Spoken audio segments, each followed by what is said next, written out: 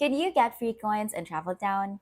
In this video, I'll show you how to get free coins in Travel Town. So to get started, to earn free coins, complete your daily tasks and missions.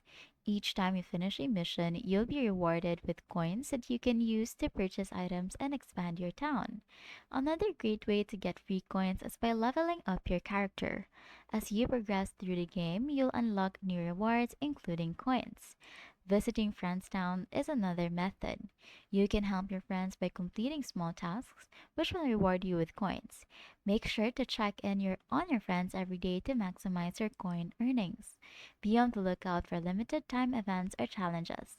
These are often tied to special rewards like coins or other valuable items.